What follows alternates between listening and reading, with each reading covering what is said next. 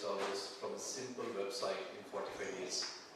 When you get few minutes, you may just want to look at the video on YouTube. I was humbled and honored to win the Kaufman Community Award for Social Entrepreneurship.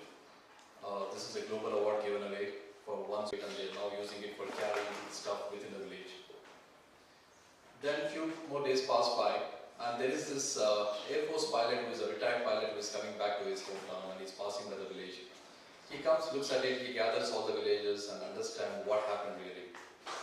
And he looks at it and he tells everybody, guys, you know what, this is something called an aircraft. This is born to, this is actually created for a human being to sit in it and go up in the air and ride and all that stuff. So he actually demonstrates that. Now you might be wondering, why am I telling you this story? Most of us as individuals, I believe, we were born to fly. We were told right from our childhood that don't jump, you break your knees, don't do this, don't do that. All that conditioning went into our heads. And we saw all our seniors, nobody's trying to fly, so don't go and attempt to fly. But the point here is, we as small entrepreneurs and we as individuals, it is up to us to use our intelligence that is there between our ears and see what we can do. Either we can use our human body to use it like a bullock cart, or we can actually use it like an aircraft. It is for us to pick it up. So most entrepreneurs don't know what they don't know. And the moment you actually tell them what they don't know and create the awareness and they get the basic fundamentals, we're all born to fly. I just want to spend a few minutes talking about the 10 mistakes we all do as a first-time entrepreneur. Today I'm standing here and talking, but let me tell you, I have done all of them. And most people that I know have done all these mistakes. So let's look at one by one. The first one is, keep your idea as a secret. Most of people who are starting a new idea, they always try to keep it secret, close to the chest and say, you know what, if I reveal my idea, people will copy. Let me tell you, no they don't. The more and more you actually talk about your idea, more and more you start making pitch to different people, you may be lucky that somebody would actually correct you or give you final thoughts on it. So don't try to keep it close to you, just keep talking about it, keep pitching about it and refine your pitch till the time you get that aha moment when you understand, okay, this is really the sweet spot, this is really the idea that I want to go after. The second mistake, we are all told that you've got to be perfect. You've got to be doing exactly this. Most often when you actually make a business plan, you say, we will launch when all the features are ready and the product is perfect. Answer is no. It's never perfect. So done is better than being perfect.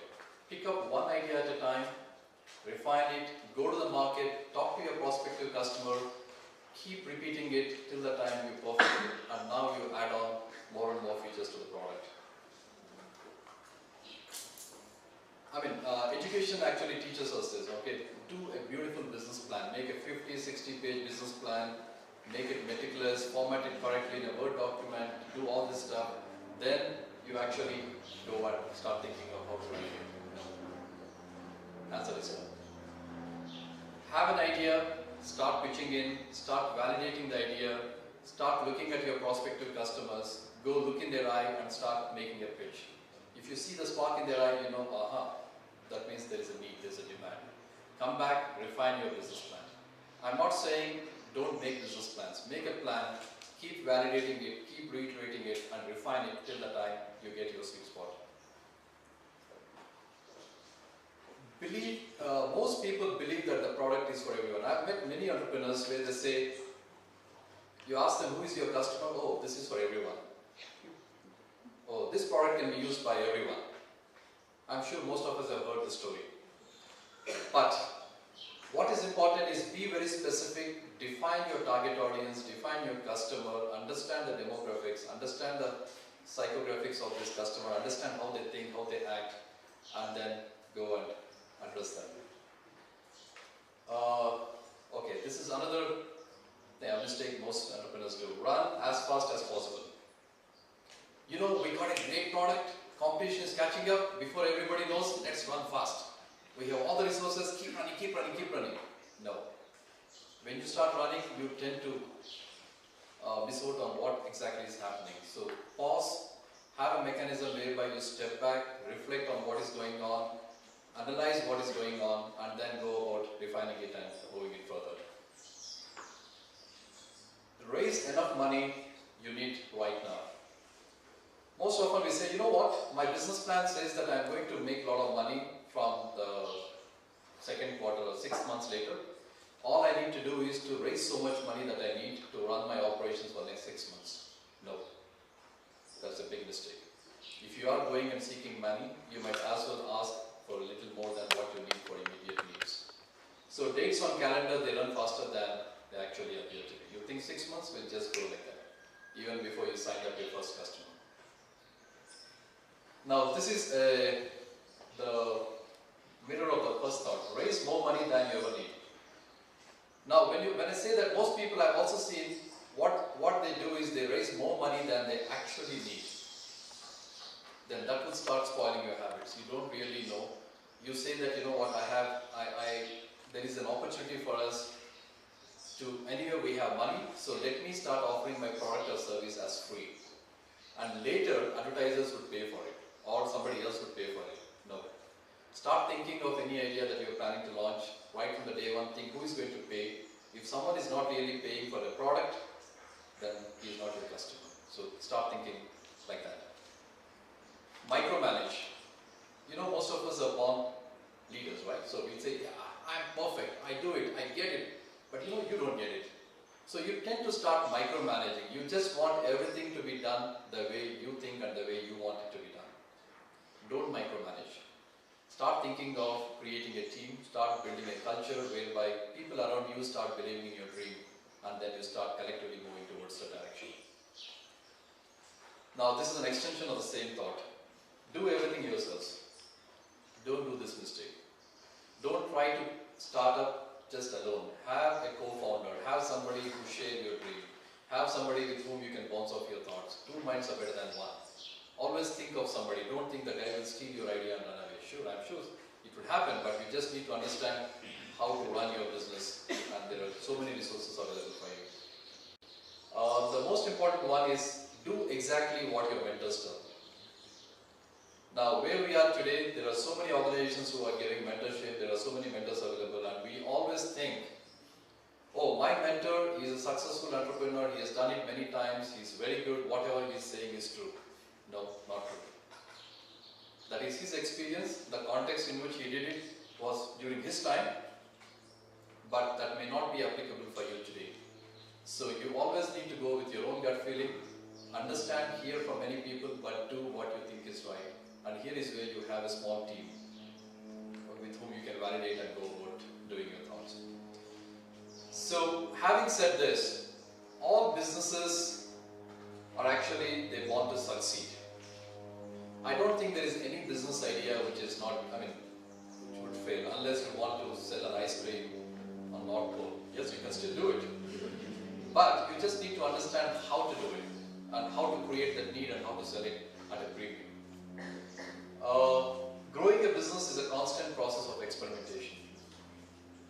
You got to constantly keep doing it again and again and again, and what is not working, just scrap it or park it for now and pick up what is working and keep on refining it.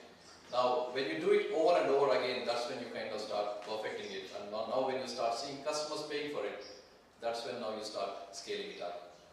So I just want to share this quote. Success is neither magical nor mysterious. It's a natural consequence of consistently applying the basic fundamentals. So don't forget your basic fundamentals. Now, having said this, I just want to end up my talk today by telling you a story. This is what? How many of you have seen an eagle or know about an eagle? I know. Most of you. So this is a beautiful lesson that we can learn as entrepreneurs and as people, as individuals from the master of the skies.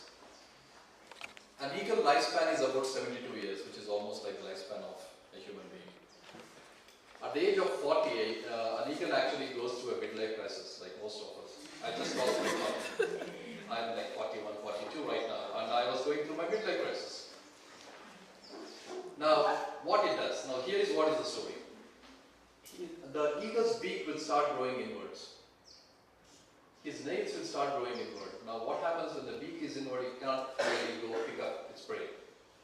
You know, he has to do it himself. He doesn't have a cook or anybody to cook meat for him. So he has to go hunt, pick up his prey and eat it.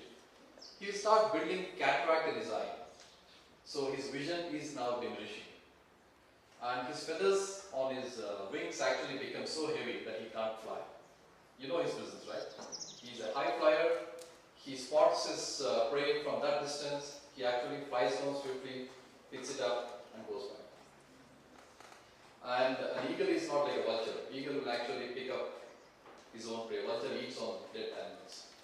Correct? So these are the core DNA of these two different birds.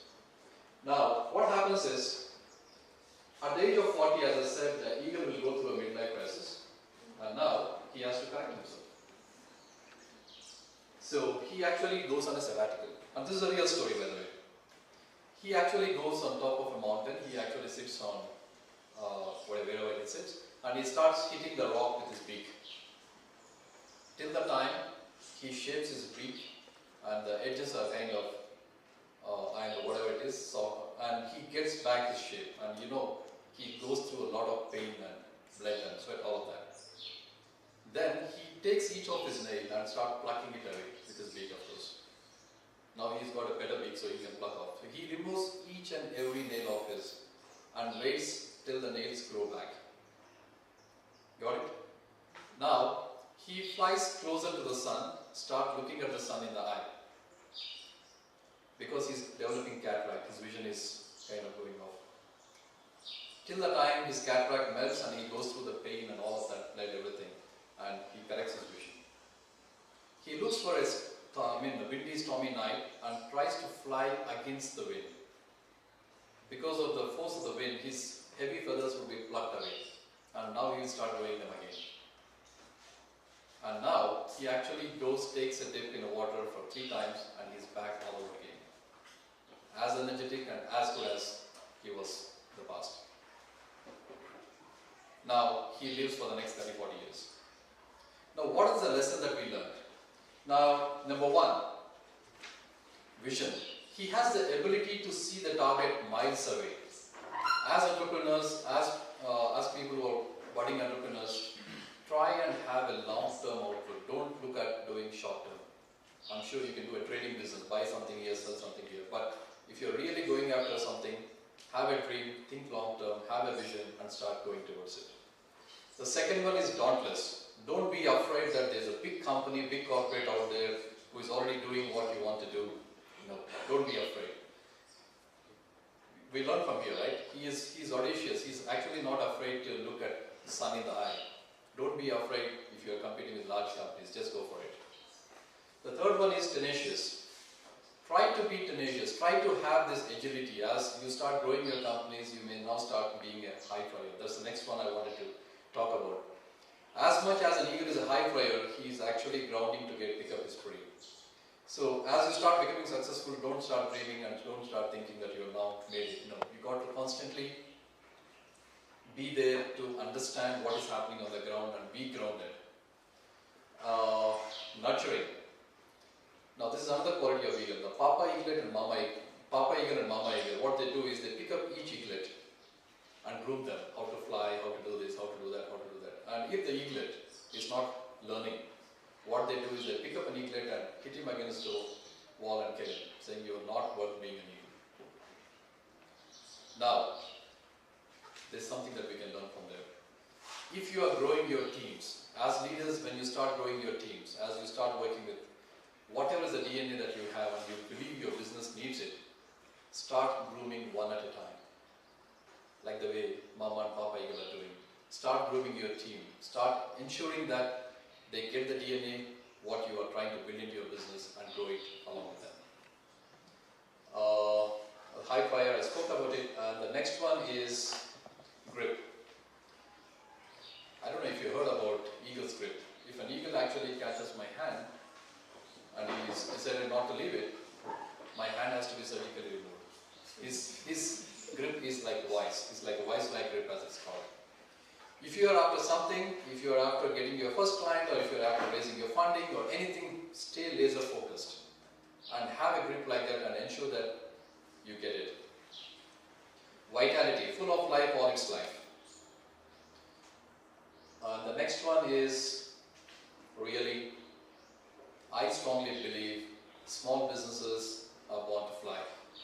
is for us whether we want to use ourselves as an aircraft or we want to use ourselves as a bullock cart.